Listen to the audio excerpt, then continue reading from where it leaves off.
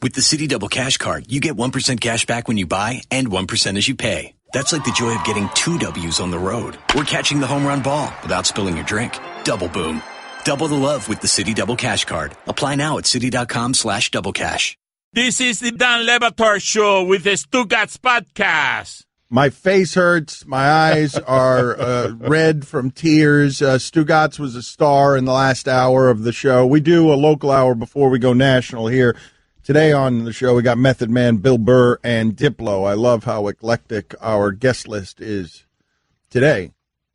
But if you're just joining us, Stugatz has spent like the last 30 minutes, it went in this order, scamming, lying, and then giving away ice cream heroically, free good humor ice cream heroically away on 10th and Ocean here. To passersby and to tour buses, and it was magical. He's sweaty now, but what I wanted to ask you, Mike, is I do think there is a bit in the middle of giving away free ice cream. Stugatz also sold an ice cream, or he sold 3 ice creams for $1. Yep. Said it was for charity. Just scams and lies, and so now he has $1 that to pay for at the bucket of death.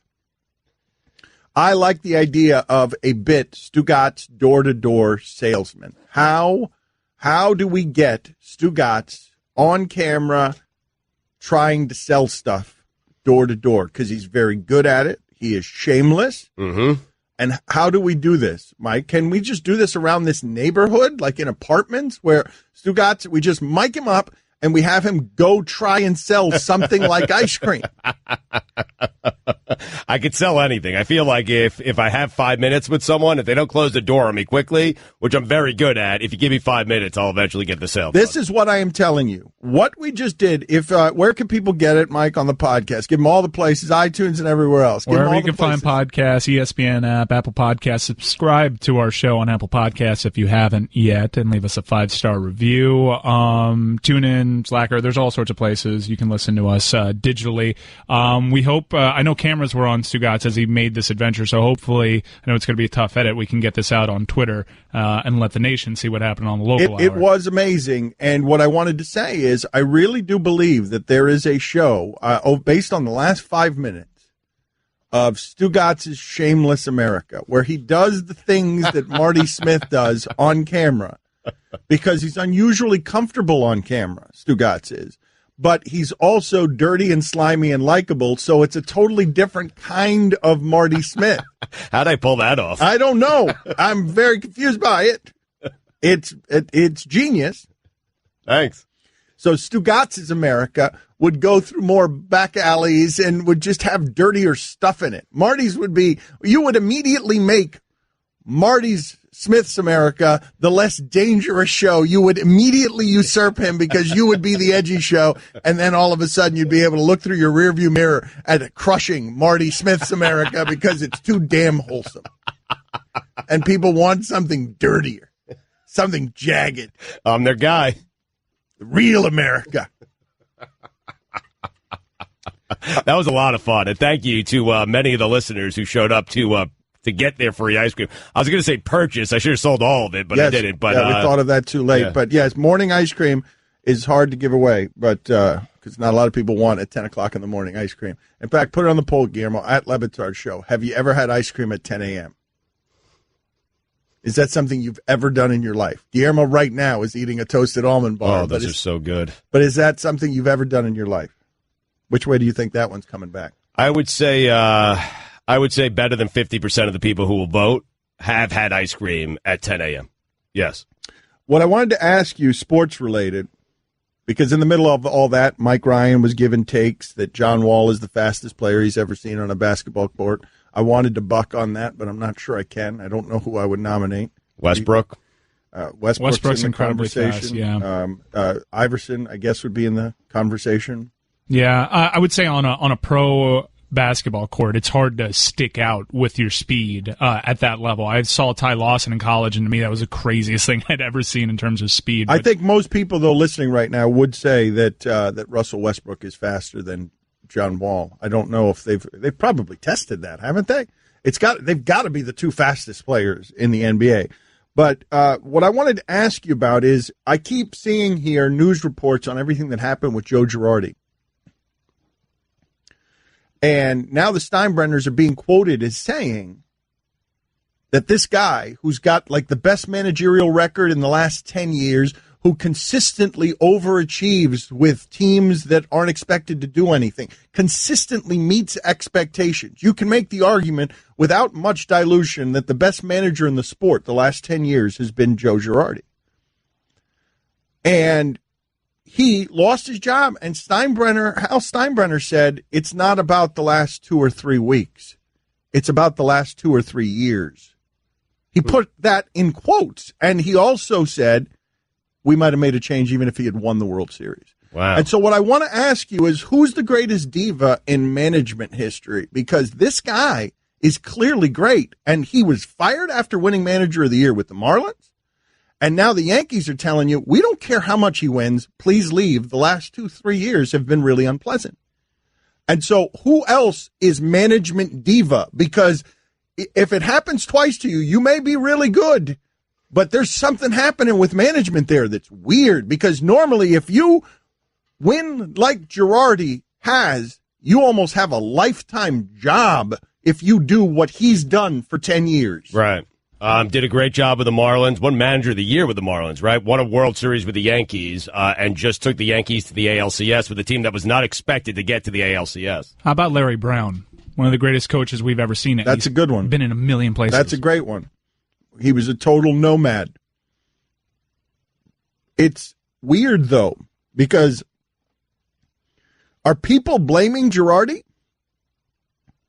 Is there a conversation happening around, you've got a temperamental management type? You can't, or are you blaming the Marlins? History of ineptitude and Yankees being Yankees in management, the Steinbrenners fire managers. It's what they do. I can't believe that Steinbrenner's putting his name on. Right. This is about the last 2 or 3 years, not the last 2 or 3 weeks, and we could have won the title and made a change. Like, that is one last punctuation of, hey, this is on Girardi, not us.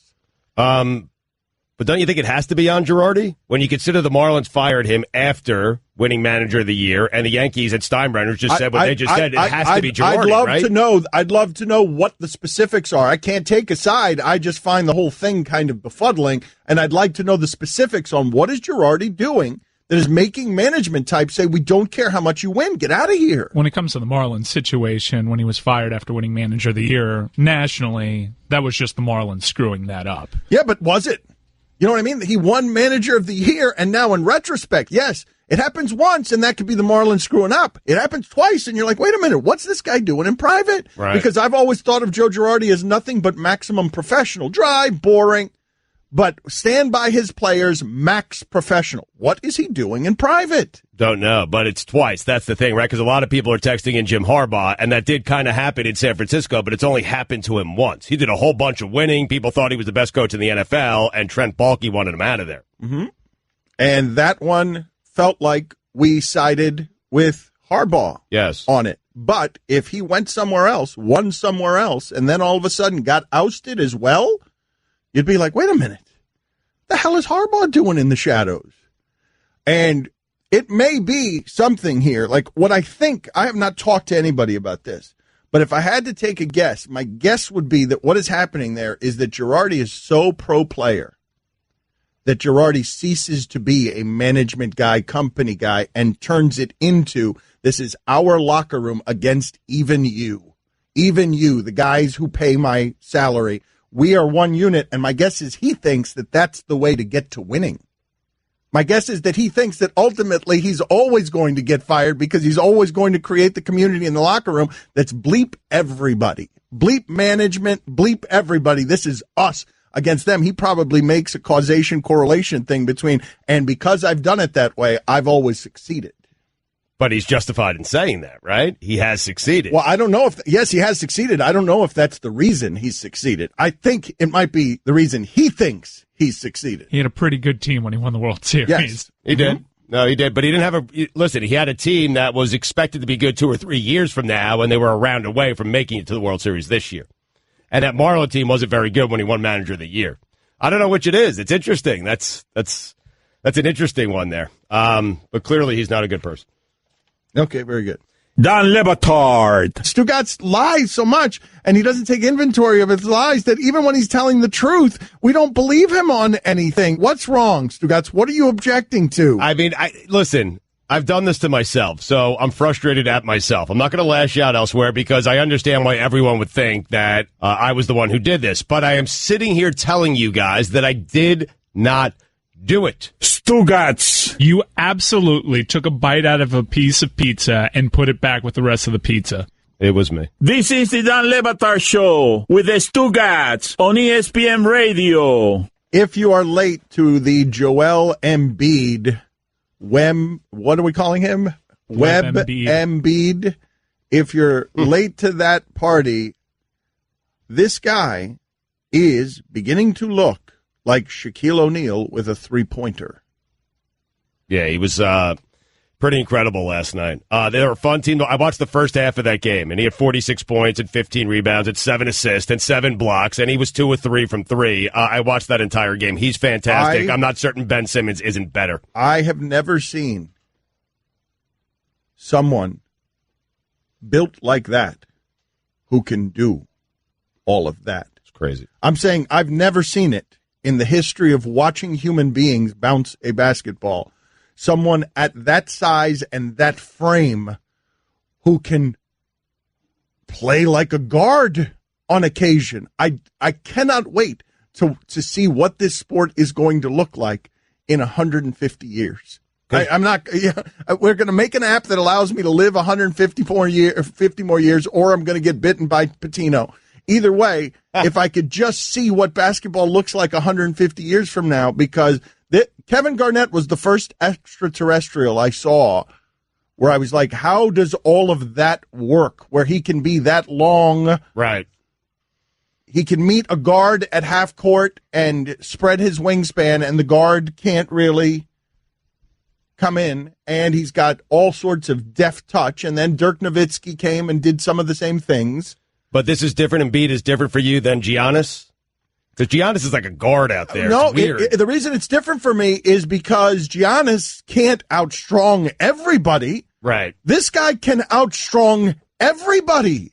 Like, he's doing those things what he did last night to me is just the beginning of this rise if he stays healthy. If Embiid stays healthy, he's going to go down as one of the top 5 basketball players you've ever seen. Like, that's what we're looking at, because it's unfair. When do you ever watch an NBA basketball game and you're saying to yourself, Shaq was the only other time I thought it to myself. LeBron, some. I do it with LeBron as well, but where I'm like, that's not fair. No one can stop that. Like, at least with LeBron, I did it less because he does things from the perimeter and he's got to make the shots. Shaq was just backing everyone down, and, centers are hanging from his ears like earrings. Just so powerful, yes. And it's like, how if you're 100 pounds less strong than that, what are you supposed to do? This is something totally different. He can do that, and he can beat you from the perimeter. Yeah, and he's got the frame, but he's built into his frame. Durant's got some of that alien side too, but he's not going to muscle you down. Right. This is bigger, stronger, thicker. Durant. It's not really that, because he's not that good from the perimeter. He's not that good from the perimeter. Durant's his own special kind of alien. Well, I don't even know who would be better though. Like, who? This is the question that I would ask you, and I don't think it's a ridiculous one to ask. By the time it's over, who's going to have had the better career? Embiid or Durant? Because wow. Yes, because I think Durant. I think Durant. Yeah. Yeah. I'm not even really thinking that hard about it. And recently Durant's learned how to play interior defense. You're saying both stay healthy. Is that what you're saying? You're giving Embiid health. Yes, of course. I'm giving Embiid health. Okay. Of course. Yeah, I'd still go Durant. Yeah, that's an all-world scoring ability. Okay. I think what you're about to see is Embiid. What I'm telling you is I think what you're about to see is Embiid grow into that.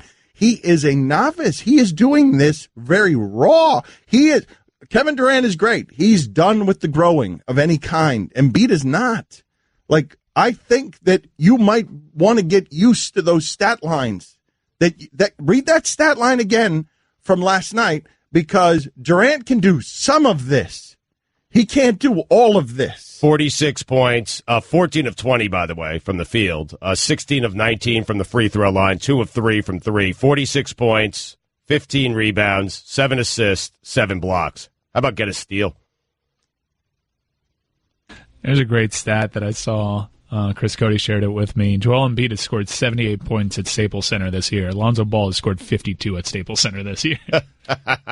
Mike, when you dismiss the idea, because I know it's very dismissible, the idea of me asking about Embiid versus Durant, when you dismiss that, do you think Durant is a top 5 basketball player of all time? Because I'm talking about putting somebody here with Wilt, with Shaq, with Kareem. Like, I'm talking about the stratosphere. I hope you know that I'm not trying to come off as dismissive. No, but I think most people are going to think that what I'm saying is absurd and that you're saying the proper rational thing. But I'm saying that if Embiid stays healthy, I don't think that stat line is going to be any kind of aberration. I mean, dude, Durant's unprecedented. So is this, though, Mike. This guy, but this guy's a 7-footer that's throwing up daggers in your face. Mm-hmm. That's one of the premier scorers in the league. If it were not for LeBron, we'd be talking about Durant as LeBron. Oh, man, though, Embiid is such a physical presence on the defensive end that Durant is not. Like, Embiid is the guy. Durant's really improved. But it's hard to imagine it, Dan. It's hard to see Embiid like that in 5 or 6 years. You might be right. We already have a body of work with Kevin Durant. You realize that the only thing that will save this league over the next couple of years of competitive balance is if what I'm saying is so, which is that Joel Embiid himself can hold back all of this small ball. Joel Embiid himself, with Ben Simmons, can hold back all of this small ball and say, okay, you're going to do it with the small dudes. We're going to do all that with dudes. We've got our own Durant-sized person. He plays point guard for us. That's Ben Simmons. Yes, he's 6'10". And now what we're also going to do is we're not playing with Pachulia. No, we're going at you with Shaq. We've got the guy who plays like Durant in Ben Simmons. And they've got a great supporting cast, man. I'm telling you, like J.J. Redick's on that team, and he's a good shooter, obviously. Oh, no, but Covington's a very good player. That's what I'm telling you is watch that team over the coming years, because with those two guys, any supporting cast is going to look good. Any supporting cast will grow into Embiid and Simmons can go right now and 3 years from now be thinking we are going to go get that thing that Golden State has. And we have rightfully earned our place in this league, because if those guys stay healthy, man, that team's going to be really good for a long time, and Sam Hinkie is going to be unemployed that entire time. Money, money, money, money. I mean, Embiid just needs a single ring to pass Durant. It does. I mean, because Durant hasn't won a championship in my personal record book. So if Embiid wins one, because if Durant wins and only wins with Golden State in my personal record book, he will never have an NBA title. So Embiid just needs to win one, and then he's better than Kevin Durant. You're right, Dan. Dan Le Batard. Do you go to the supermarket at all, Dan? I do. I go to, yes, I do. Whole Foods or something? Yeah, I have a lot of difficulty picturing Dan pushing his shopping cart. Yeah, he's a handbasket guy. Stugats. No way it's a cart. Yeah, no. There's no way it's a cart. I'd be so shocked. I'd be less shocked if Dan was riding a burro. No, if he goes shopping cart, he's at the front of it pulling it, not at the back of it. Really? If he's doing it, it's not the traditional way. He's not two hands. He's not two hands on the handle. Yeah, he's in front of it and he's dragging it behind him. Yeah, as he's picking out the stuff. Yeah. I have Mike pushing the cart and Dan just going down the aisle. This is the Dan Le Batard Show with the Stugats on ESPN Radio. I have what Mike Ryan is calling a world record Stugats contradiction in our possession. We will get to that in a moment. A world record Stugats contradiction. ESPN Radio is presented by Progressive Insurance. The Dan Le Batard Show is brought to you by Pennzoil Synthetics, taking synthetic motor oil performance to a whole new level. Make the switch to Pennzoil Synthetics today. Guest on the Dan Le Batard Show appear via the Shell Pennzoil Performance line. Here's your SportsCenter update. The Associated Press has obtained a letter sent by the NFL to Jerry Jones' attorney accusing him of conduct detrimental to the league's best interest over his objection to a contract extension for Commissioner Roger Goodell. Zeke Elliott has withdrawn the appeal of his 6-game suspension for violating the NFL's personal conduct policy. He has served one game already. I think those two things are connected, by the way. Bleep it. I'm not fighting anybody. Jerry, you got this. He'll return Week 16 against the Seahawks. And finally, Hunter S. Thompson pranked Jack Nicholson on his birthday by shining a spotlight on his house, blasting a recording of a pig being eaten alive by bears, firing his pistol, and leaving an elk's heart at the front door while Nicholson and his 2 daughters hid in the basement.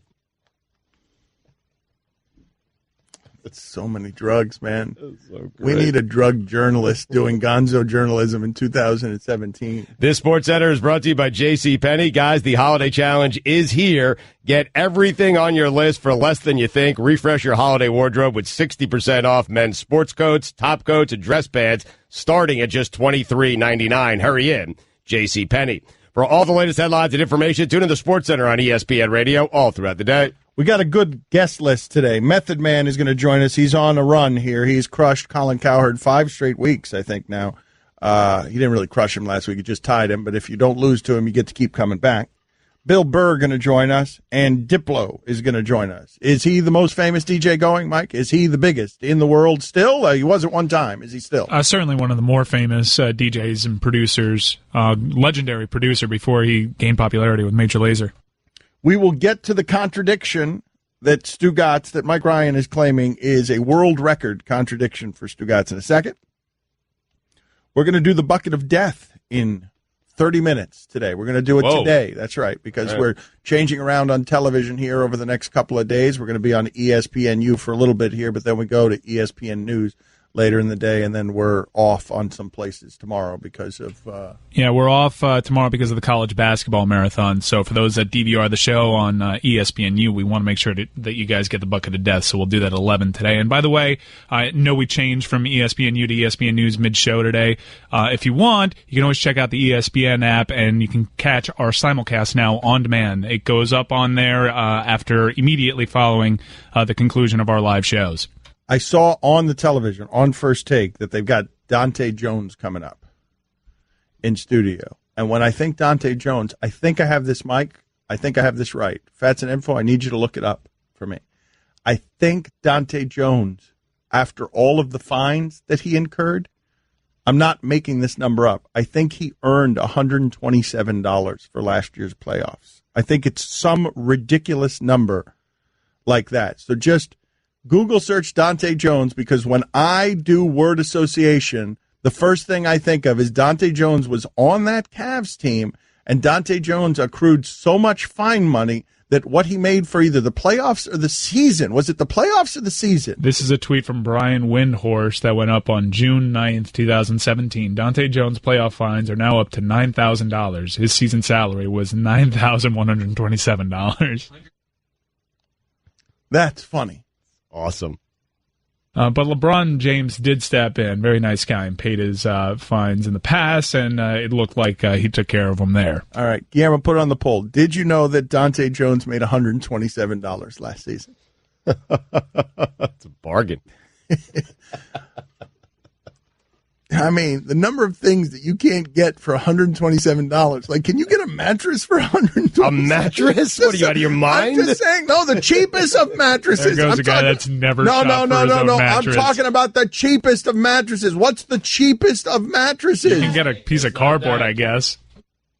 You guys are telling me that there is not a mattress that can be bought anywhere at wearecrappymattresses.com for under $127?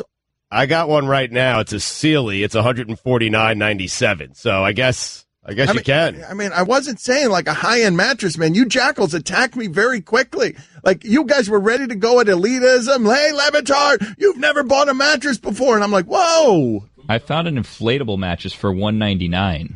So that's a little more. Huh. I got a Slumber spring mattress for $109 right now. The least surprising thing is that Dan has no idea what the market is for mattresses. No, wait a minute. You're going to become entrenched on this position? That's not fair to me. You're going to accuse me of elitism. Just because you don't sleep on a mattress on a bed of your own money. I do, but that's you. just a personal preference of mine, because my back needs to be reminded of how much money I have. So Method Man's going to join us at 11:30. Bill Burr at 12 Eastern, and Diplo at 12:30. And Jerry Jones and the NFL continue to fight in a way that is really public. And I'm just curious, Stugotz, like these two people, Jerry Jones and Roger Goodell, for a long time have worked together with the idea of the image of the league matters. We have to project a positive image, and both of them right now are fighting in a way over a contract extension that is unbelievably publicly unseemly. Like fighting over this amount of money, having these details in the press. Jerry Jones is fighting dirty, and I can't believe that this is happening in front of us. It's great that you have Goodell accusing Jerry Jones of conduct detrimental to the league over his contract extension. That is just, it is so rich. That is so funny, man. You also have Jerry. That letter comes from Goodell, right? That's right. Yes. But it is conduct detrimental to the league. It is. But how does Roger Goodell feel? Like he's been checkmated as he or his people are typing up that letter, now we got to sue him back. And I got to accuse him of conduct detrimental because why? Because he's saying I'm paid too much. Like he boxed him. Jerry Jones boxed him in where he now has to protect going after his contract extension. It's a great move by Jerry. I wish that his football team was this interesting. Like I know they've been good, right? But I wish that we had these power struggles throughout. Now, what's Jerry going to do next? There's just no way that this is Jerry's last move. Now, I really do feel like this is just getting started. Like, this is not the end of this. This is the beginning of it. You can't envision Jerry just backing down and saying, all right, let's just give the guy No. This is what I can envision Jerry doing. I don't think there's anything illegal about this. Like, private investigators. All that stuff. Like, did you see the lengths that Weinstein was going to try to cover his track? Like, the way rich people do things, like consulting with Israeli intelligence and just hiring all of these shadowy underworld people. Like, at midnight, when Johnny Walker Blue is deep in his system. Like, who is Jerry Jones calling to do what? Like... To be the man, you got to beat the man. Woo! It's a little late for Jerry Jones to have the Johnny Walker Blue deep in his system. I feel it's like noon, maybe. I think he's firing it up right now. I'm just saying, I am so here for the fight that involves Jerry Jones, Johnny Walker Blue, rich people, shadowy underworld things. Because there's no way that this just ends with Goodell wrote a letter to Jerry. Jerry's like taking his shirt off right now, his tie. He's like, oh, really? You got a letter. You got a letter. Sally, he's slapping somebody on the behind, male or female, his daughter or his son, somebody. Calling him Sally. Get me my cowboy hat, some more blue, and ways to bury Roger. Sally. Catch more of the Dan Le Batard Show with the Stugats. 10 to 1 Eastern on ESPN Radio and ESPNU.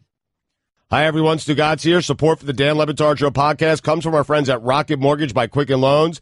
Chances are you're confident when it comes to your work, your hobbies, and your life. Rocket Mortgage gives you that same level of confidence when it comes to buying a home or refinancing your existing home loan. With Rocket Mortgage, you can apply simply and understand fully so you can mortgage confidently. To get started, go to rocketmortgage.com/Stugotz, STUGOTZ, equal housing lender, licensed in all 50 states, NMLSconsumeraccess.org number 3030.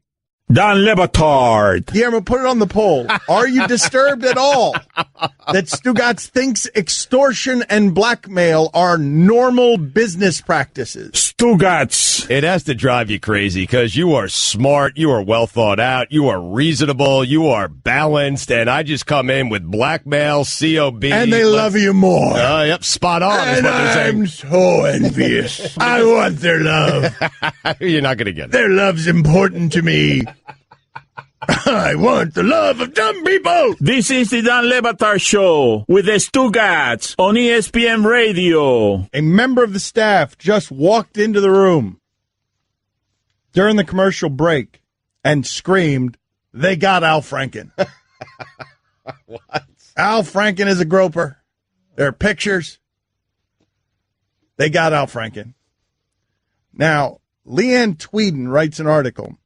I don't know who she wrote this for, but the headline is... It was on KABC. She shared her story there. Senator Al Franken kissed and groped me without my consent, and there's nothing funny about it. And there's a picture there, too, where she was sleeping, evidently, and Al Franken came over and took a picture where he was, I guess, putting his hands on or over her breasts, and there's a picture. Is this the same Leanne Tweeden who was married to Josh Beckett? They dated. Okay. They dated, and she is a pilot in the Air Force, or her family comes from the military, and she was on a USO tour when this happened, and they were flying together, and terrible. Yep. Terrible. So another one. Can you imagine? Concoct the worst optics in a lab, and it's probably doing that on a USO tour to someone wearing fatigues. Yeah, wearing fatigues, sleeping, and there's Al Franken, and we are just digging up everything, and this is just women and minorities getting some of the power back so that there can be many nervous people justice out there, on this stuff. Yes, and you understand, and it makes me laugh in a way that's uncomfortable when the Woody Allens step to the microphones and are like meagerly defending, please be careful with the witch hunt, and then the witch hunt can go, you're guilty, because you can't even defend some of these people, even if you care about them, or even there's just no way to defend some of this behavior. So they got Al Franken.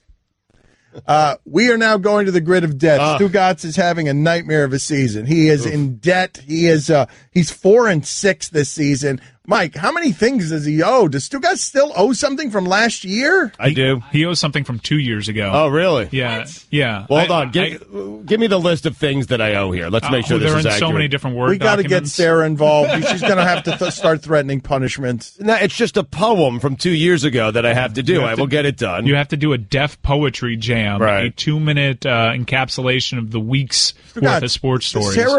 Our commissioner Sarah would be raining down fire if she knew that there was still an outstanding penalty from 2 years ago. All right, I'll get it done. In fact, call Sarah and ask her what needs to happen here, because she needs to start threatening Stugatz. I don't think that's necessary, Dan. I mean, I think you're taking things a bit too far. I have 5 other things to pay off. I mean, come on, man. I have to wear a straitjacket 1 week. I just ordered that. Yeah. All right, so here's the entire week or a day? That's not one of the punishments. That's for a week or a day? No, it's just for an entire show. Entire show. You have to cut Cody's big toe, the nail. I got a lot of things to do here. You know what happened with the Deaf Poetry Jam is he was hoping we'd all forget, and we did. Yep. Initially, you were hoping that I'd write that for you, yes? No, that's how he does the IOUs, Mike. He just hopes that we forget, and he just floods the market with IOUs and thinks a few will skip past the goalie. Like, it's his plan. Anyway, the Reaper is ready. The Grim Reaper owes like $12 on an assortment of fines for falling out of character. So this is how we do it every week. We go to a bucket of death. In the bucket are many helmets. Many helmets have emblems from NFL teams on them. Many have writings. Mike is the only one who knows all the rules. The first thing that's pulled out of the helmet, unless it's double death, instant double death, the first thing that's pulled out of the helmet doesn't need to count, and we go to the second pick if you pick poorly on a suicide pool. So, with all of that said, Chris Cody, go ahead and reach into the bucket. All right. I got the Steelers. The Steelers are a 7-point favorite at home against the Titans. I'll keep them. All right, there you go. Yeah, the rare occasion where we don't know the Thursday night result before it happens. Right, that could have been, if we'd been doing this Friday, that could have already been a win or a loss. Guillermo, go ahead and pick something from the bucket of death, please. I got the Ravens.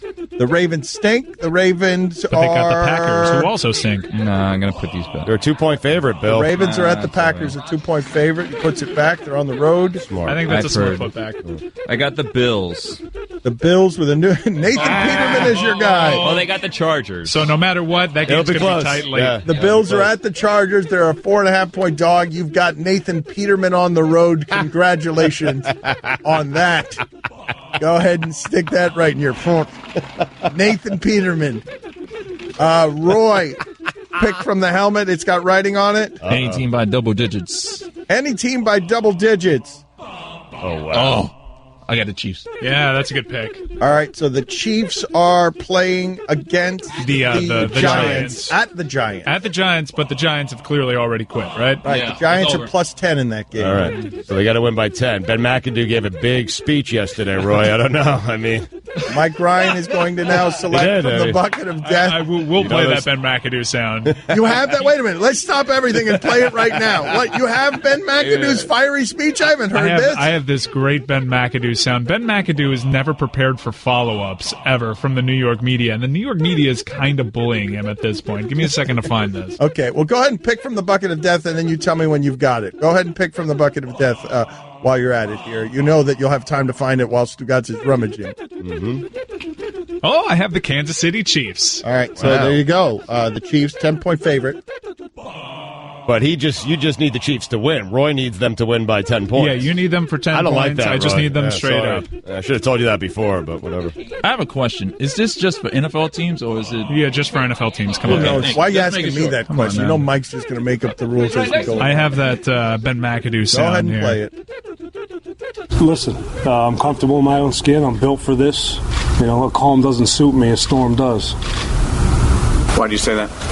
The tougher it gets, the better I'm going to get. The better I expect this team to get down the stretch. So you haven't allowed any self-doubt to creep in? Nope. Fired up, man. All right, he's fired up. It's better in a storm. He's fired. That sentence by you was He's a fired. word too long. He's fired. Yeah, I'm not going to rummage today. I want to change my strategy, hopefully change my luck. So I'm just going to go in there. I'm going to take a helmet out, and then You're I'm rummaging. I am. Oh, no. A black helmet with writing. So the white side? Yeah, the white side. And which one is it, the blocks or assists? It's white side over 2.5 blocks. Next game he plays it. That right. is such a profoundly stupid and infuriating helmet. How many did he have last night? And when's his next game? I need to. Dan, you got to give me a Oh, second come here. on, No, man. you got to give me a second here. Come on. Tomorrow at Wizards. Wow, they play the Wizards back-to-back games. Home and at home, the huh? Wizards. You only have one block. Usually does well against Gortat. This is a tough decision for Over you. under 2.5 blocks for Hassan Whiteside. I hate how much And remember, these things make Stugatz Guys, think. Embiid just had a big game. Well, Hassan's going to want to make a statement. Yeah, but I don't care. He's averaging 1.8 per game. Not happening. I throw it back in. All right, he Here we go. throws it back in, and We here we regret go that. right back to the rummaging. Rummaging. Right goes Another Rummaging. the strategy that has brought him 6 losses this season, he superstitiously clings to. I haven't paid a single one. Here we go. I got a helmet. He's got Oh, yeah! golden helmet of life! Golden helmet of glorious life! Golden helmet of life. 3 straight bye weeks! Helmet of life. Swap helmet, here I come! Swap No, helmet! don't you dare. Swap helmet! Swap with Cody. Please don't swap. Chargers? Oh, God, no. Oh, you're going to be in that game. You're going to be in that game late. You got Nathan Peterman. You got Peterman on it. His first start in the NFL on the road. All right, I'm gotta- going to keep the Chargers. Wow. All right, but I'm going to see what my next pick would have been because Okay. if I want to see if I would have gotten the Good swap helmet hypothetical. and could have gotten the golden helmet of life. I'm going to spend my 3 weeks paying off the other debts that I owe. Oh, Globetrotters. That would have been man, a good a one to lock. have. Yeah, But yeah. Globetrotters, not as much of a lock as Phillip Rivers is going to be down. Length of the field to go late on Sunday. No timeouts. 81 yards to go in 13 seconds. Money, money, money, money. Congratulations, Thank Stugatz. you. That bucket has been evil to you. Evil. But now you're safe for 3 weeks. Yes, but 3 weeks. Again, I'll be spending All of paying which, off my other yes, debts. you will be paying off every debt you have as 3 weeks. But Chris, Sarah's going to rain down judgment and make you do 2 penalties a week. They're going to be the 3 worst weeks of your life. Dan Batard. Yo, chicken time. Stugatz. Smarter God. This is the Dan Batard Show with the Stugatz on ESPN Radio. Get in touch with the show anytime to the 1-800-Flowers Twitter feed at Lebitard Show at Stugat790. Dan, it is time for Straight Talk. It is brought to you by Straight Talk Wireless. Best phones, best networks, no contract. If you're watching on television, we leave ESPNU after this segment and we head over to ESPN News. Tyrod Taylor has suggested that race may have played a factor in the decision to bench him. before we get to that, or maybe we'll get to it right now. We'll get to that in a second. I just want to make an appraisal of everything that was just happening. What were we talking about during the break here? What is it that we were discussing? Do you remember? We're talking about Al Franken. Yeah. And his apology that he just released. Yes. Was it an apology? I wanted an Al Franken update. But what we were talking about is who's next. Like, who needs to get out in front of this right now? Travolta. If you go all in with Travolta, is there anyone else that I can go all in with? Like, we're going to start needing apologies here before this stuff arrives. It's already starting to bubble up on Travolta as far as the accusation. Should he just go on Twitter? I did it, all of it. Just whatever's coming next, I did it. And I'm sorry. I'm sorry benefits those. Like, look, we don't need to mention over the air, but it's pretty well known. Like, Kevin Spacey didn't catch people by surprise, right?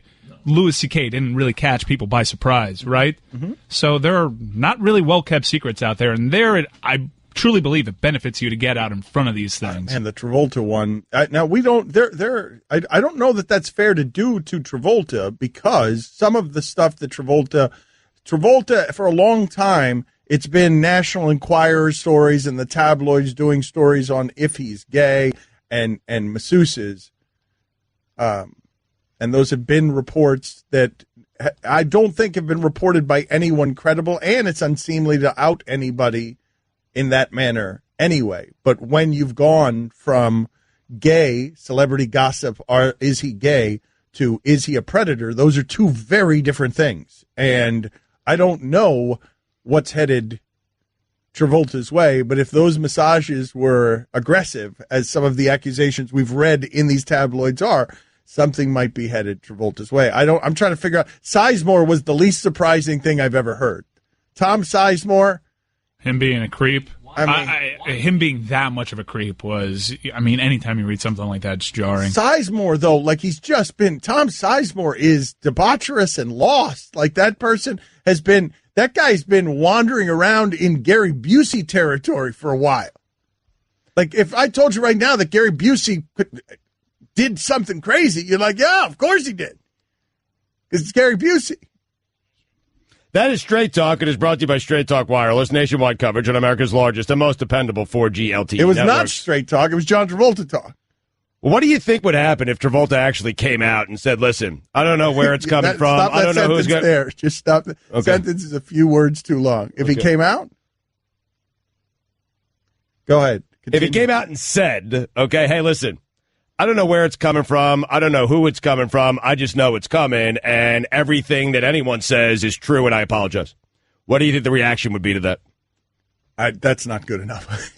That if you're going to start being accused of crimes, that's not going to buy you very much. Well, which way? Like, how do you have to do it then for it to buy you something, some sort of sympathy? The thing you have to cry a little bit. The thing. Let's not talk about the strategic scheming of how you make your way out of these situations. I'm more interested in sort of discussing what's going to happen to these people. What has Al Franken actually said? Is Louis C.K.'s career over? And furthermore, are we going to go down the Cosby route on some of these things? Where some of these things, like, I feel like Kevin Spacey's looking at a trial. I think Kevin Spacey's headed to a place where we're going to have criminal charges. Franken's statement did end in an apology, but it started with, I didn't remember the skit rehearsal going exactly that way, because remember, it's a USO tour and they're entertaining for troops. So on the front end, there was a bit of an explanation, maybe even an excuse. Man, I do feel like in this climate, though, the context gets buried. If someone accuses you of it, it's an L. I don't even know, unless you have like a Kanye West, Taylor Swift recording that you can pull out to you. I don't know what you do. Like, once you get hit with the accusation, that feels like we're past innocent till guilty, proven innocent until whatever. Innocent until proven guilty. You know what I mean? Like, you got it. Nailed it. Yeah, thank you. Nailed it. Yeah. Thank you. But you understand what I'm saying, right? Like, haven't we reached the point? Have we not gotten to a point now? If there is someone willing to put their name on, he groped me, he touched me, he did something inappropriate, that person's telling the truth. Yes. Yep. That person, yes. Even if they're not telling the truth, yes, that person is telling the truth. Yeah, that's frightening. I mean, it is frightening, but then, keep your behavior in order. Yes, it's frightening, but and it would be terrible to be on the wrong end of that. Yeah. And it would be terrible to have context not matter when you start explaining yourself. You do have if you have multiple accusers, you're taking the automatic L on that, at least in terms of public perception, even if there's just one. I know the Electronic Act Crystal Castles, it's just one accuser right now, and the victim released all that stuff, and the person who was being accused of these things countersued. But, as I was saying, on First Take, they're discussing that Tyrod Taylor is suggesting that race may have played a role in why it is that he was benched, and Nathan Peterman is starting. Get to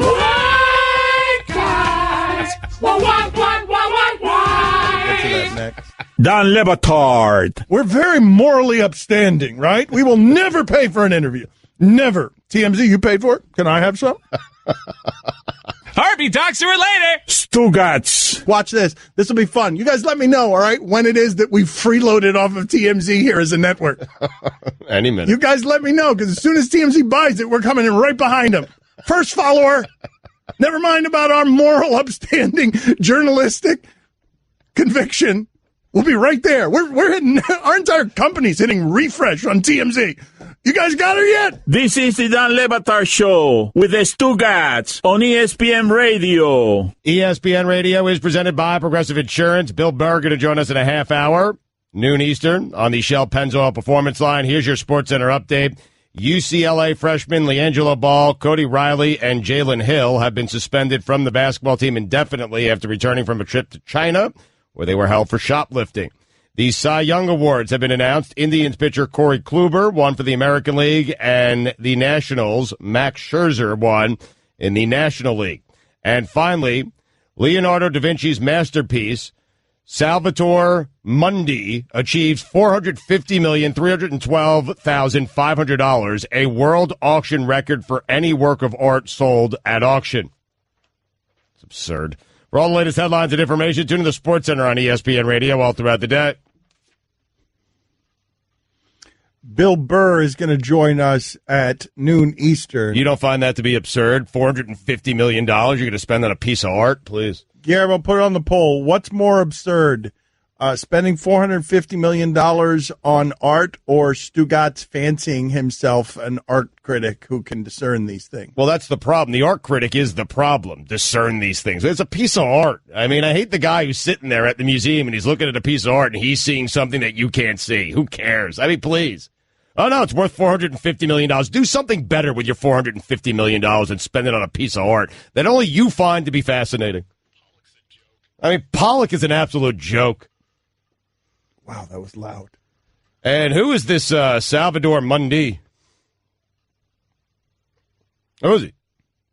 Why is a picture of him worth $450 million? Is that what it is, a picture? It is. It's a Kodak? A painting. It's probably not. This is what happens, Dan. I should have gotten into art. Because what happens is, okay, you build a name for yourself. You come out with something good and you get a bunch of people to rave about it. And then you know what you do? You just put a piece of canvas up there, you throw a bunch of paint on it, and then voila, $450 million. What a joke. It's a scam. Art is a scam. Anyway. Guillermo, put it on the poll. Is art a scam? I would think that you would appreciate a good scam. I think that what's really happening here is you're lashing out at someone, namely art. Yeah. Arriving at a scam before you did. And Pollock. Your brother's an artist. I apologize, because Lebo's actually a very good artist. He doesn't just throw paint against the canvas, but everyone else does. I was not offended by anything that you said there. I mean, Monet, Manet, whatever.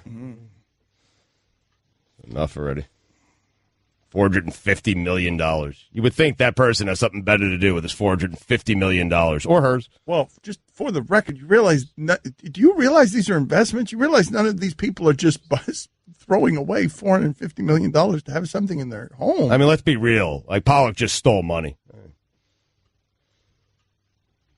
Pollock. All right. Is Jackson Pollock a thief? Go ahead and put it on the poll, I guess. Wait till you see how that one comes back. So Bill Burr is going to join us in a half hour, and Diplo is going to join us in an hour. And Method Man has gotten on a flight. He is high. So we will get back to Method Man tomorrow and find him and do our celebrity predictions with him. The last 30 seconds of this show have been so weird. The guest reset discussion, it's just so our show. Which part? Bill Burr joining us. Method Man is high. He won't be joining us today. Diplo I meant he's joining flying. us. That's what I meant. I know what you meant. He's on a plane. Just a weird guest list, even for our show. Yeah, Diplo should be interesting at 12:30. But let's get back into this Tyrod Taylor story, Stugotz, because I know you guys are tired of was race a factor, but when a moving quarterback is not having a system put in place for a moving quarterback, and then it's a bunch of white people putting together a system for the white quarterback, can it be race playing a factor within that without it being racism playing a factor within that? And I don't know how you even separate those two things, because usually we just end up arguing when anyone mentions any of it.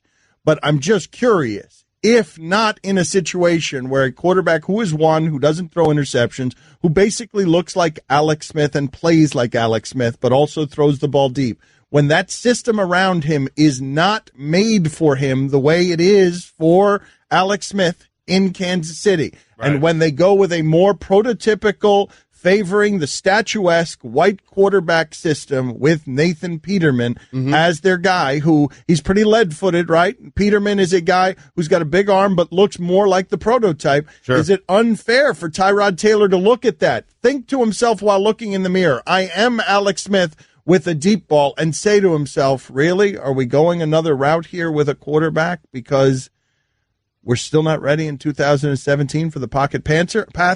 I understand how he arrives at that opinion. So do I. I'm not going to fall. If Tyrod Taylor is first off, he's the closest to it, right? He's actually in it. He's in the middle of it. So if that's the way he's experiencing it, then I'm certainly not going to strip him of those feelings and tell him that he's wrong. Like, if he's certainly entitled to feel. Plenty of people will say he's flatly wrong. That don't. They will just go on the outskirts of this conversation and say, "Oh, please, no race card here. Don't want to hear about it. Be better, do better, be better than Tyrod Taylor." But I think so the Bills were 5-2 just a couple of weeks ago. They win the last two games. They're 7-2, and Tyrod Taylor's still the quarterback for the Buffalo Bills, and probably is the quarterback next year for the Buffalo Bills. I think this strictly got down to the people making the decisions, and they don't think they've given him a couple chances. Hey, we're never going to win a championship with this guy. We're just not. Maybe it's not him. Maybe it's the supporting cast, but this team is never going to win a championship. We owe him a lot of money in the offseason. We don't want to pay this guy because we're not going to win a championship with this guy. And that's a business decision. All a fair assessment. And Andy Reid might end up making the same assessment on Alex Smith because of Patrick Mahomes. This is sort of the decision that you've been clamoring for a team to make, though. It is pretty courageous. Oh, wait a minute. You guys got to understand something. I'm not objecting to this decision. I'm really not. In fact, yesterday, and I will say this again, maybe the Bills know something I don't know, and Peterman will be amazing. I can't make an assessment on Peterman. Like, they have so much more information on this, but they also have 17 years not making the playoffs, and they also have 17 years of total mismanagement in that front office. And I'm looking at a quarterback that I believe to be decent, and I'm looking at him in a system that doesn't seem decent with players that don't seem decent. And I'm looking also at this blueprint. The Bills came into the season telling you, you know what? No Sammy Watkins, we're starting over. And then in the middle of it, they're like, no, playoff team, we're going to go after Kelvin Benjamin. And then 2 games later, they're like, never mind, we're going to change quarterbacks. And it just does, none of it seems like vision. What's weird to me is McDermott, even though he's a defensive guy, he came from the Donovan McNabb Eagles and the Cam Newton Panthers, so he knows how valuable having a mobile quarterback can be and how that can open your offense up. But Rick Dennison came from the Broncos, and there's a lot of Brock Osweiler, Peyton Manning in that system. Yes, well, that's what I'm saying. That is one of the, because what we're getting by text, and it's inevitable, because people shut off their ears as soon as they hear Tyrod Taylor says race. I don't want to hear any more after that. So this guy writes in, OMG, Dan, they had another black quarterback before Taylor. That's a guy who's just sort of like, wait, you're claiming racism. You're claiming E.J. Manuel. And that's not what we're claiming. What I am saying is, are you willing to consider the possibility that if white people using white prototype things are making all the decisions on scheme, and their quarterback is a quarterback who not only is a black quarterback, but is a black quarterback who plays what has been, over stereotypical time, the black way.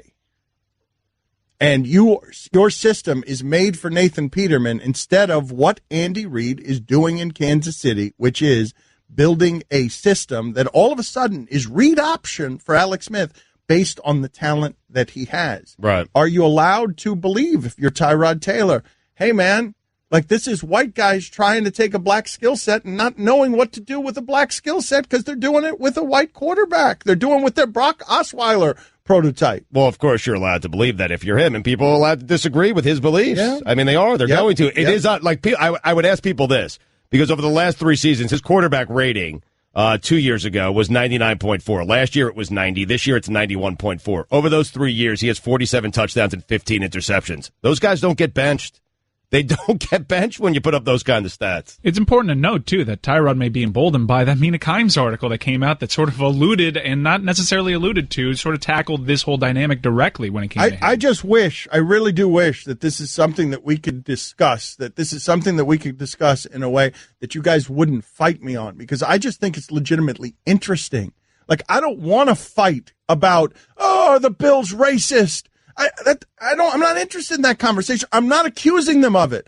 I'm just simply saying to you, does Tyrod Taylor have the same sort of disadvantages coming into this particular club as the white guy does when he's trying to make his way into the NBA?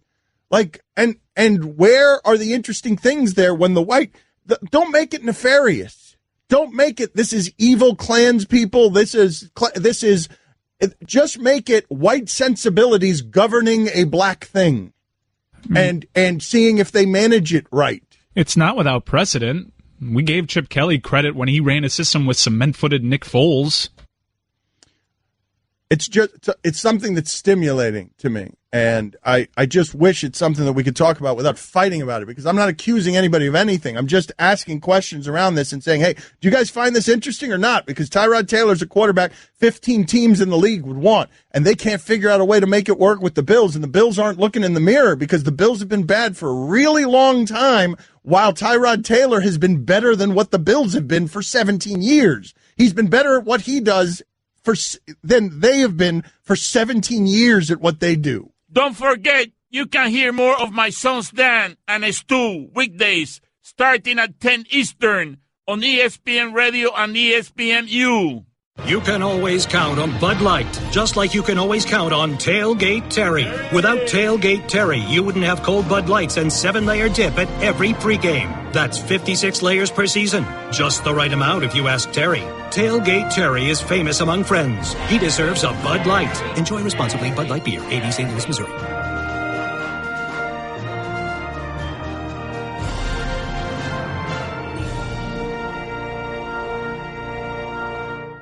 Don Le Batard. Let's go back to Mel Kiper Jr.'s list of divas. Number 2, definitely on my diva big board, is Whitney Houston. Definitely been going back and forth on this one throughout the process. Dan certainly has all the tools. You talk about it in I Will Always Love You, arguably the greatest ballad of all time, but ultimately I couldn't escape the off-the-field concerns. Hanging around with a shady group. Dan, this has a lot of team executives a little nervous, a little gun-shy to pull the trigger on Whitney Houston. He's dead! That would be an off-the-field concern, Dan. Stugats. Number 1, Beyonce Knowles, 5'7", 137 pounds, extremely confident in her abilities. Powerful voice, incredible agility, has proven she can be part of the team, but also go out on her own and win you a game. Astonishing lower body strength, too. She could probably squat a cement truck, Dano. Consider me a loud and proud member of the Beehive. She's overcome a lot of adversity, weak teammates, lack of roster continuity, pregnancies. Becky with the good hair displayed incredible resiliency. There's a reason she's bae. This is the Dan Le Batard Show with the Stugats on ESPN Radio. ESPN Radio is presented by Progressive Insurance. Hoping to have Bill Burr here in just a minute on the Shell Pennzoil Performance Line. Here's your SportsCenter update.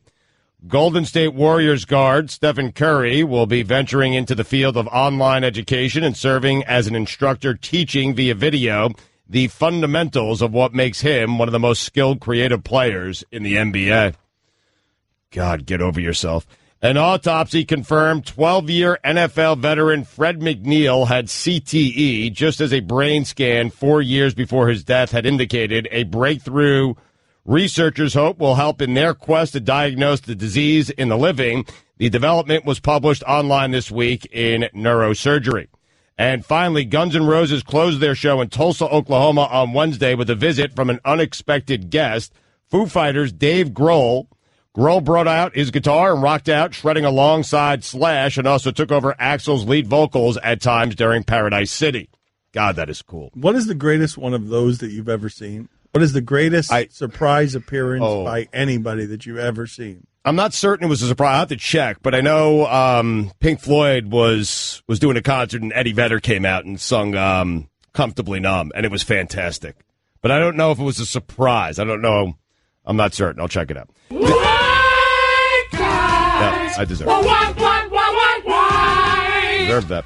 This Sports Center is brought to you by JCPenney. Guys, the holiday challenge is here, Get everything on your list for less than you think. Refresh your holiday wardrobe with 60% off. Men's sport coats, top coats, and dress pants starting at just $23.99. Hurry in, JCPenney. For all the latest headlines and information, tune in the Sports Center on ESPN Radio all throughout the day. We are looking to find Bill Burr. We are looking for him. I'm just thinking if I could have come up with a musical combination that was worse than Pink Floyd and Eddie Vedder, like a surprise appearance for Simon and Garfunkel. I definitely thought you were going to do something with Grateful Dead. I thought for sure you were going to bring. What is the combination that Stugotz could have put together for Maximum This?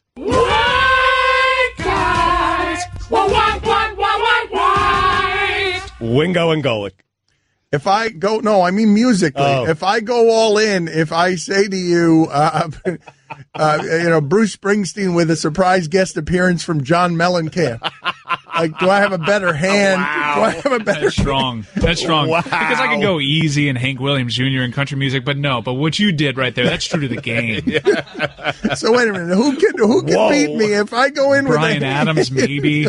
Brian Adams. Brian Adams is a good one. Wait a minute. Yes. Who you pairing Brian Adams with? Who is Brian Adams going to have appearing with him? We've misplaced Bill Burr, by the way. We're trying to find him. Bill Burr is there, by the way. I would go Michael Bublé and Brian Adams doing a holiday duet. All right, let's do this with Burr then. You can see Bill at the Hard Rock Live at Seminole Hard Rock in Hollywood, Florida on December 14th. For tickets, go to myhrl.com. Let's start there with Bill Burr. If you were choosing, and thanks as always, Bill, for making time for us. If you were choosing like the whitest possible musical act that you could have interrupted by the next possible whitest musical act as a surprise guest appearance, what would be your nominees to beat my Boss concert with a surprise guest appearance from John Mellencamp? Oh, wow, that's a good one. Yeah. Let's see here. I would have to say Johnny Mathis. Oh, wow. Would be a really white one. Yeah, and right. You're going And who's surprising him? Who's the surprise guest? Are you going Johnny Cash? Yeah. What's his talk? No, Johnny Mathis. He's actually a black guy, but he's I would say him, and then who opens for him? Oh, I don't know. What is that, Macklemore? Is that the white rapper? I would say that. Macklemore is strong. He's very pleased with himself. Wait a minute. So do you think that you defeated me? My job is just to be funny. That's all. My job's just to be funny. So I don't know. I don't know what the kids are listening to. I would say, 21 Pilots, and all those screaming white teenage chicks. I don't know who else. Somebody has nominated Kenny G and Michael Bolton. I think that's the winner right there. Does that win? No. What? I'm going to tell you why those don't. Those don't win. Because those white guys are keeping it real. Okay, what you have to have a really white guy, you have to pick a white dude that actually thinks that he's cool, that thinks he's above his whiteness, that he actually can dance and that type of thing. That's the kind of guy you got to get, personally. That's my belief. All right, so I know this is your game, but I'm kind of taking it I like over. your beliefs. With your beliefs, I nominate Bublé. How about that? I don't know who it is, but the name alone, I'm going to say that's a great pick. Bill Burr with us. You can see Bill Hard Rock Live at Seminole Hard Rock in Hollywood, Florida on December 14th. For tickets, go to myhrl.com. How excited are you right now about your Celtics, man?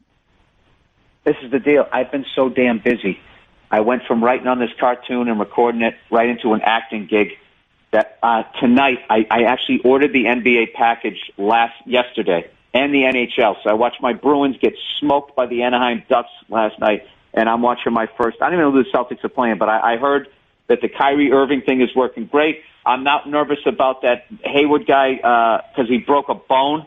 I think he'll be back. If he tore a ligament or something, I'd be much more nervous about that. He's not coming back. Burr, what happened to you? You've been like our Celtics What do you mean he's not coming back? Yeah, he's not coming back. He's done this for the year, Bill. And you're playing the Warriors tonight, by the way. But what is happening with you? Your team's got no team has had a winning streak like this to start a season since 1973-74, and you're not paying any attention?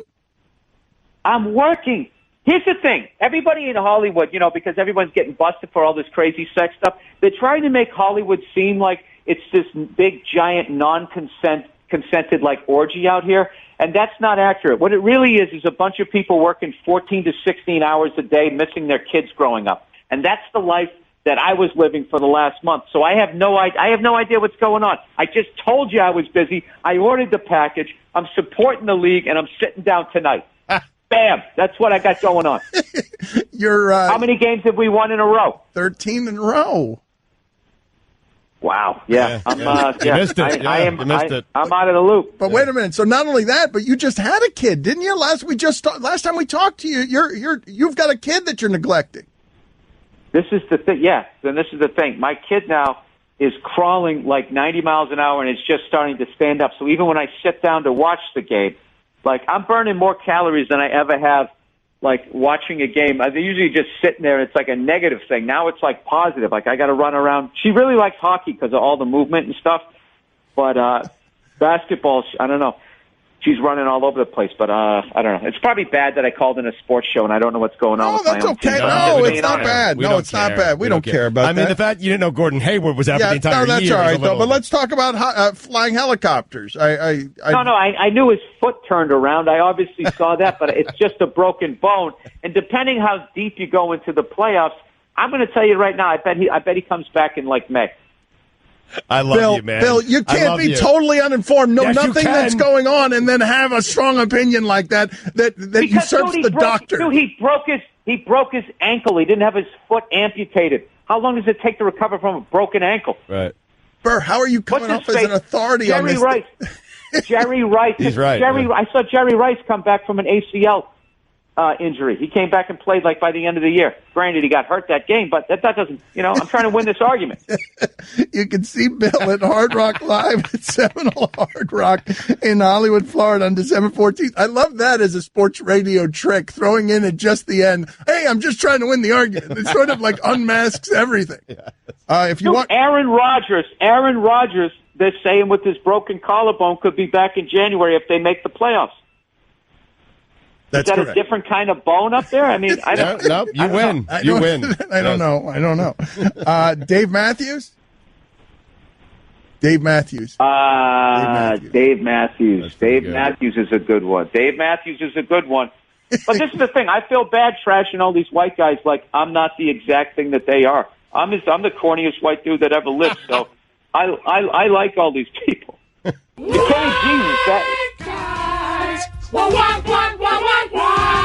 Oh, God. Yeah. Oh, my God. That's one of the worst things I've ever heard. Are we trashing these people, really? Kenny G is actually cool, man. A lot of people don't realize how cool that guy is. He has his own pilot's license, and he's got the balls to fly himself to his own gigs. Have you done any of that in the helicopter? With an instructor. Yeah, I'm not going to fly out there. There's all kinds of, like, military no-fly zones out where I live. I'm not going to do that by myself. Plus, actually, I got to be honest with you, flying by yourself, as much as an ego boost it is, it's actually really kind of boring. You just, oh, my God, look at that, Bill. Yeah, Bill, that is amazing. What a view. So nice to be here with you, Bill. It's okay. So it's flying alone is boring, even if you're flying your own plane, huh? You can see Bill at Hard Rock Live, Seminole Hard Rock in Hollywood, Florida, December 14th. For tickets, go to myhrl.com. Last thing here. Louis C.K. is a friend of yours. I know you sounded, the quotes I was reading from you sounded kind of heartbroken by the whole thing and kind of confused. Like, how have you been handling all of that? I got it all on my podcast, sir.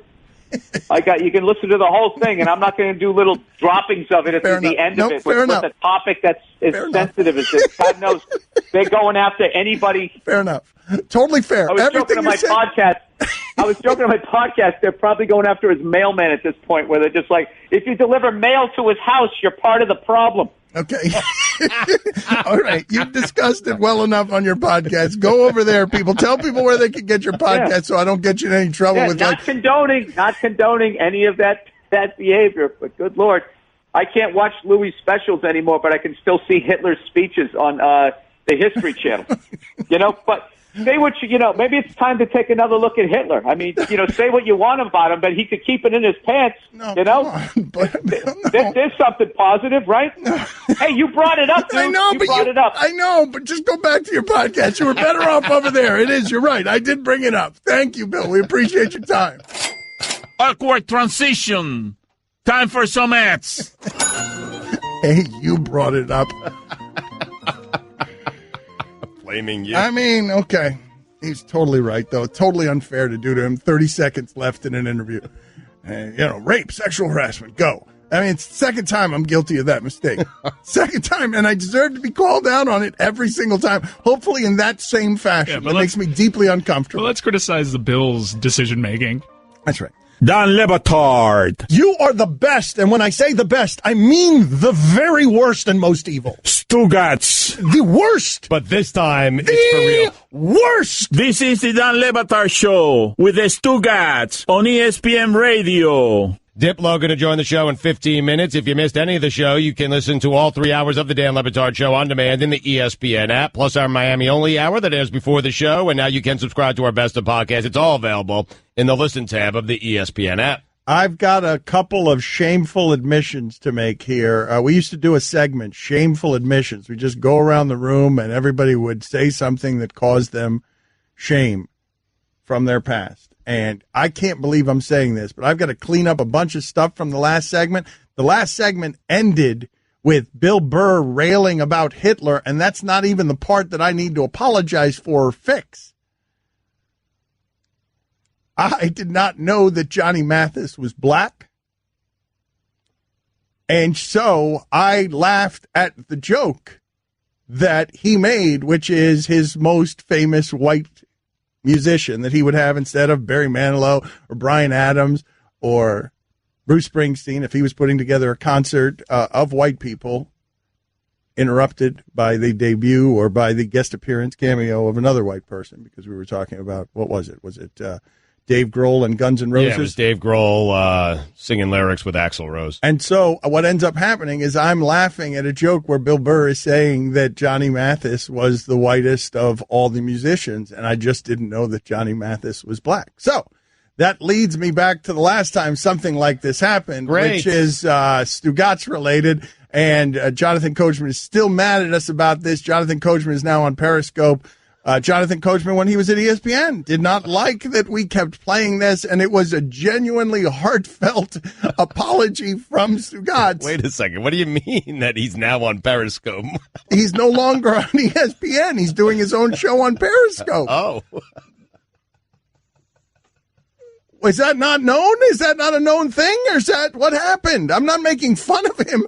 I'm saying that he has left. It's just a funny sentence that he is now on Periscope. He's on Periscope. But anyways, this is the backstory, all right?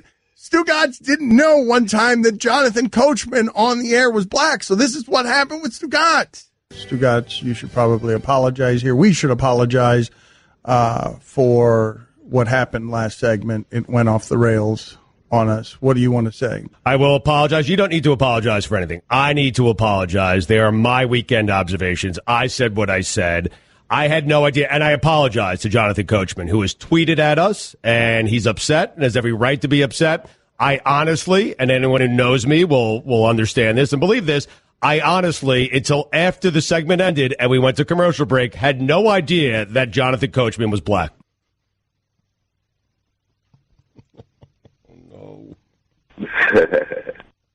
It's funny. It's funny right now that I didn't know Johnny Mathis was black. I'm made slightly to feel better by Dominique Foxworth coming in here, walking in during the segment and saying that he thought Johnny Mathis was white too. I mean, Johnny Mathis, he had a conch.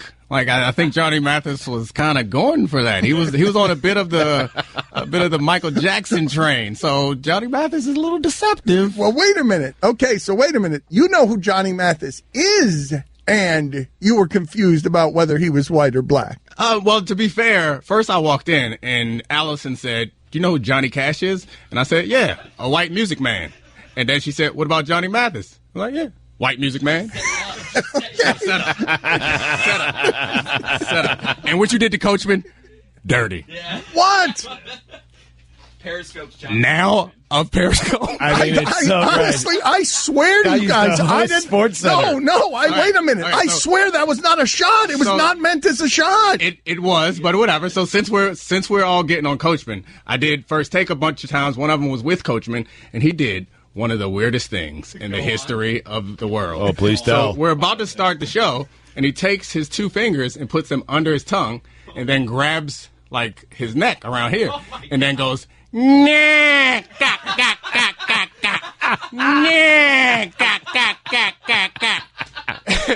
I'm there, and I look over, and I'm just like, "Hey, what in the is going on?" And he was like, "I'm just doing my voice exercises." Jonathan Goatman. Don Le Batard. They're talking sports, going at it as hard as they can. Stugats. They're talking sandwiches, going at it as hard as they can. This is the Don Le Batard Show with the Stugats on ESPN Radio. Yeah. Yeah. ESPN Radio is presented by Progressive Insurance. Guest on the Dan Le Batard Show appear via the Shell Pennzoil Performance Line. Diplo going to be there in just a minute. There are some stories that you just have to hear to believe. Season 2 of the acclaimed 30 for 30 podcast series is now available on the ESPN app and Apple Podcast. Here's your SportsCenter update. Golden State Warriors guard Steph Curry will be venturing into the field of online education and serving as an instructor teaching via video the fundamentals of what makes him one of the most skilled creative players in the NBA.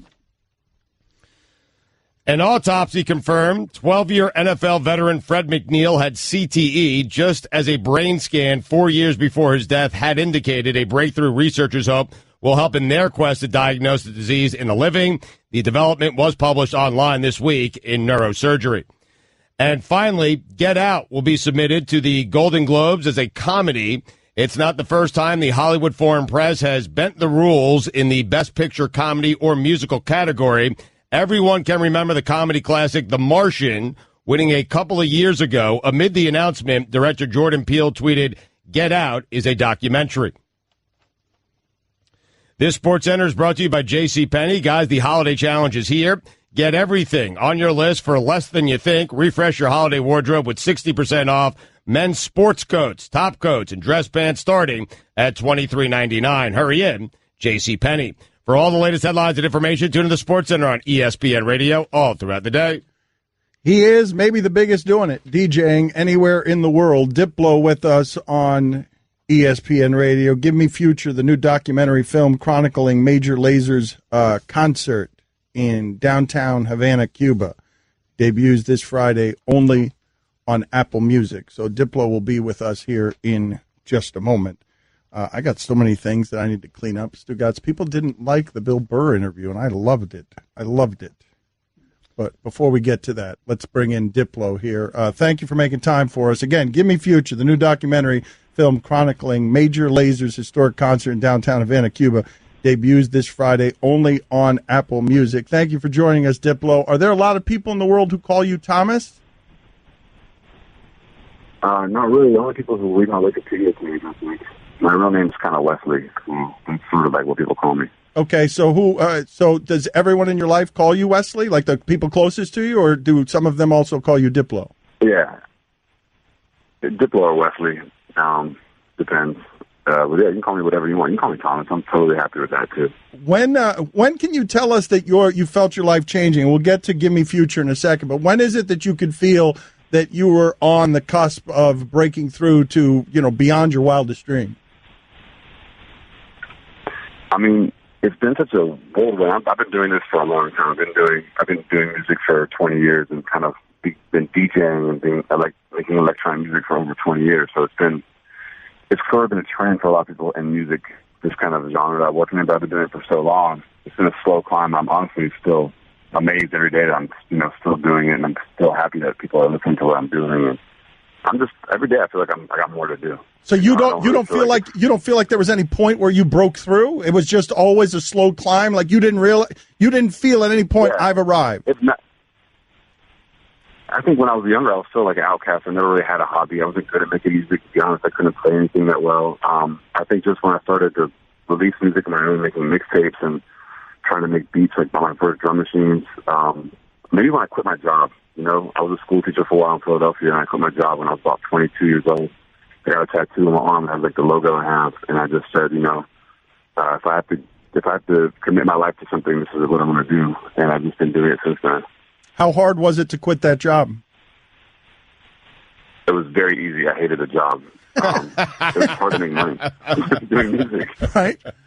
And so you start your career. I was broke for about 5 years after that. So then finally started making money. Well, what did broke look like for you? Because now, it's crazy, right? You're the 6th highest paid DJ in 2007. Didn't you? You made like $30 million last year, right? I don't think so. They must have got the wrong information. Well, that's what Forbes is saying. Just a shade under 30 million. It doesn't matter. It doesn't matter. You make a lot of money. Okay. I need to call those Forbes guys. I need to call those guys because I think it might be a little higher than that. No, I'm joking. I think I lived in Philadelphia for about 10 years, and I lived back then. My rent was like $250. I started selling mixtapes and records, and I bought a house on my block for the money I made cash. That was back when I had no manager. I just got paid cash for doing shows. So I learned how to hustle my way up living in Philadelphia and making music that way. I never thought of being on a global scale. I literally made money in the city, doing parties, selling music locally. So when the internet exploded, when you could sell music, you could find people on the internet, I took advantage of that fully. And that was about 10, 15 years ago. And I think that's why this movie is really special because you see, when this one guy in Cuba with the Piquet tape, you watch the film, you can see how resilient the Cubans are, how they can take advantage of tiny little pieces of information, tiny little pieces and resources to create something crazy. I think I did the same thing when I grew up in Philadelphia. Give Me Future, the new documentary film chronicling Major Laser's historic concert in Havana, Cuba, debuts this Friday. That was 500,000 people at that concert, right? That was 500,000 people? Yeah, roughly it was about that much, I think. Where have you played? I'm sorry, go ahead. I was going to say, when we got there, the only concern for us, the main concern, I think even when we started doing the documentary, was how do we get anybody to come to this concert? How do we find anything? We thought maybe we would struggle to get 10, 15,000 people there. We were like, this is going to be amazing. We get that many people in Havana, Cuba. That's one of the biggest shows we've ever done, solo.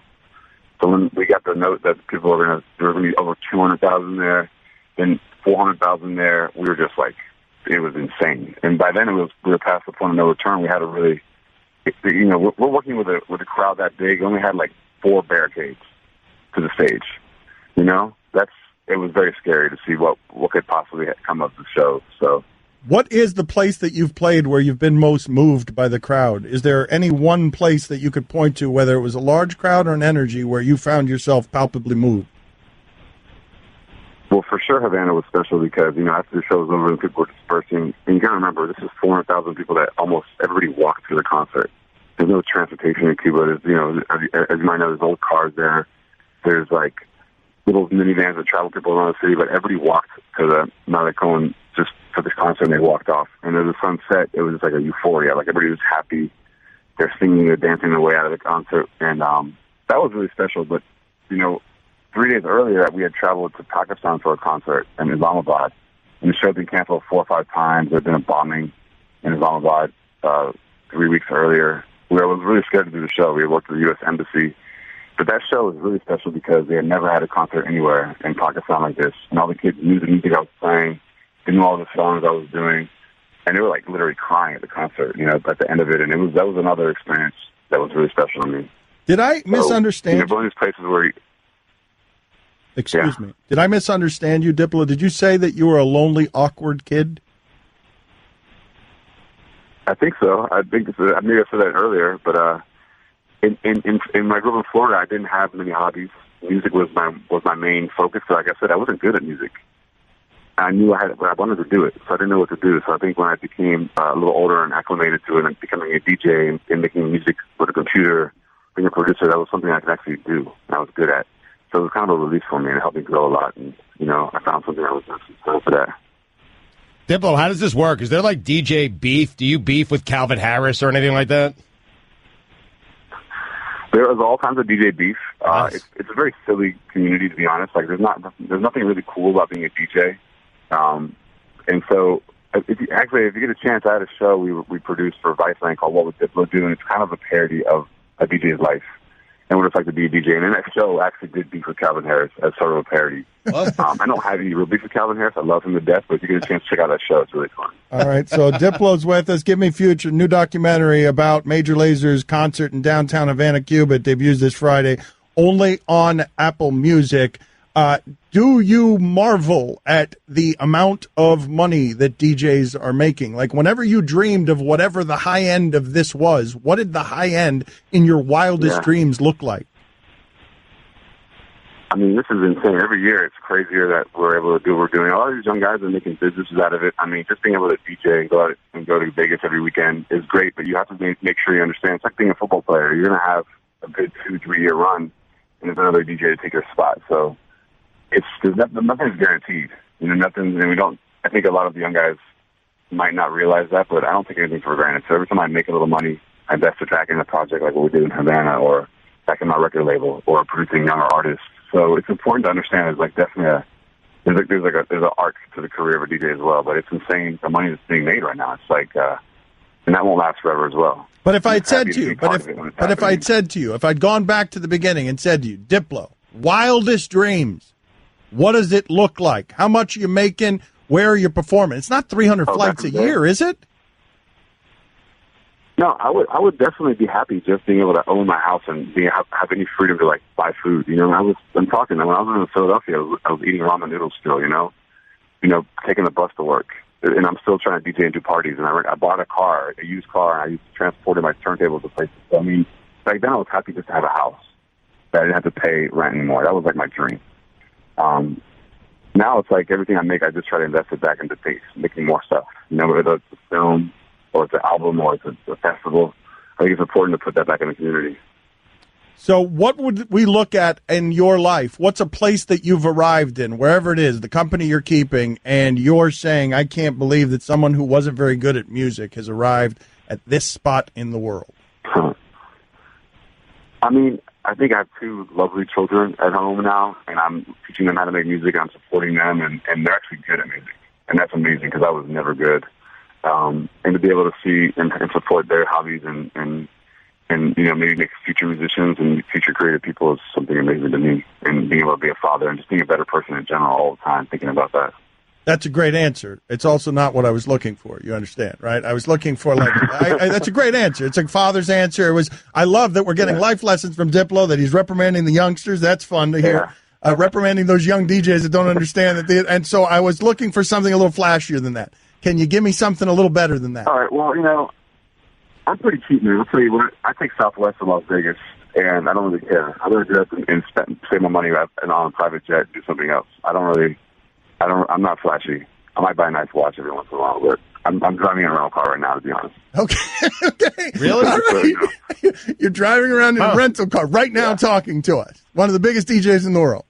Yeah, I'm actually driving down Hollywood Boulevard in a rental car to hit my Tesla, which is also leased. So I'm actually pretty cheap, man. You'd be surprised. Did you upgrade the rental car? Are you running around there in a very small, economy-efficient car? No, they try to give me. What they try to give me? They tried to give me a Nissan Sentra, and I was like, yo, come on. Someone broke into my Tesla. I need a better car. I can't pull up to the club in a Nissan Sentra. And so they did. They had to come through with a better car. All right, very good. Do you want to reveal what it is, or you don't want to do that? It's okay, but better than that is not. It's not going to be great. It's fine. Thank you, sir. We appreciate your time, Diplo. All right, guys. Thanks for watching the movie. I appreciate it. Yes, sir. You can listen to the Dan Le Batard Show with the Stugats 10 to 1 Eastern on ESPN Radio, and you can watch on ESPNU. You can always count on Bud Light, just like you can always count on Tailgate Terry. Without Tailgate Terry, you wouldn't have cold Bud Lights and 7-layer dip at every pregame. That's 56 layers per season. Just the right amount if you ask Terry. Tailgate Terry is famous among friends. He deserves a Bud Light. Enjoy responsibly. Bud Light Beer, AB St. Louis, Missouri.